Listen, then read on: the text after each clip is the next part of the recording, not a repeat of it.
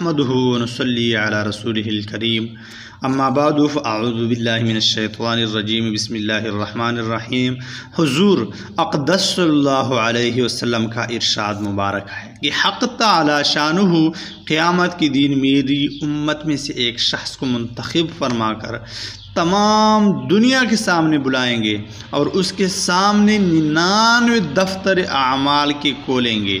ہر دفتر اتنا بڑا ہوگا کہ منتہائے نظر تک یعنی جہاں تک نگاہ جا سکے وہاں تک پھیلا ہوا ہوگا۔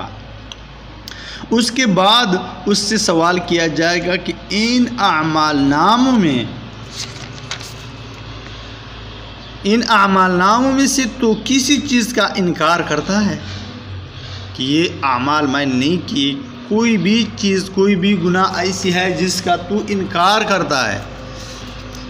کیا میرے ان فرشتوں نے جو اعمال لکھنے پر متعین تھے تجھ پر کچھ ظلم کیا ہے کہ کوئی گناہ بغیر کیے ہوئے لکھ لیا ہو یا کرنے سے زیادہ لکھ لیا ہو؟ وہ عرض کرے گا نہیں، نہ انکار کی گنجائش ہے، نہ فرشتوں نے ظلم کیا۔ پھر ارشاد ہوگا کہ تیرے پاس ان بد اعمالیوں کا کوئی عذر ہے؟ وہ عرض کرے گا کوئی عذر بھی نہیں۔ ارشاد ہوگا اچھا تیری ایک نیکی ہمارے پاس ہے، آج تجھ پر کوئی ظلم نہیں ہے۔ پھر ایک کاغذ کا پرزہ نکالا جائے گا جس میں اشہد اللہ الہ الا اللہ و اشہد ان محمدً عبدہ و رسولہ لکھا ہوا ہوگا۔ ارشاد ہوگا کہ جا اس کو تلوا لے۔ وہ عرض کرے گا کہ اتنے دفتروں کے مقابلے میں یہ پرزہ کیا کام دے گا؟ ارشاد ہوگا کہ آج تجھ پر ظلم نہیں ہوگا۔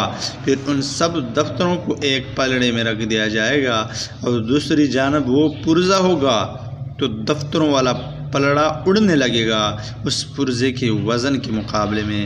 بس بات یہ ہے کہ اللہ کے نام سے کوئی چیز وزنی نہیں، اور اس ایک کلمہ اشہد اللہ الہ الا اللہ و اشہد ان محمدً عبدہ و رسولہ، اس کے مقابلے میں اس بندے کی تمام گناہیں پی کے پڑ جائیں گے، سستے پڑ جائیں گے اور ہلکے پڑ جائیں گے۔ تو ناظرین، اس کلمے کو ہم دن رات میں کتنے بار پڑھتے ہیں، صرف سوچ کریں، اور اس میں کتنا زیادہ مشقت ہے۔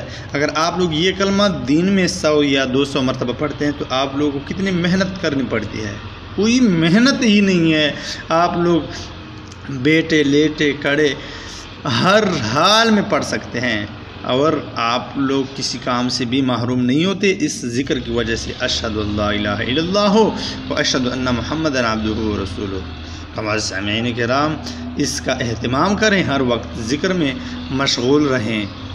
جس بھی وقت آپ لوگ ہو، ہر وقت آپ لوگ ذکر کی کوشش کریں، ذکر کا اہتمام کریں۔ اللہ تعالیٰ ہم سب مسلمانوں کو ذکر کرنے کی توفیق عطا فرمائیں۔ وآخر دعوانا ان الحمد للہ رب العالمین۔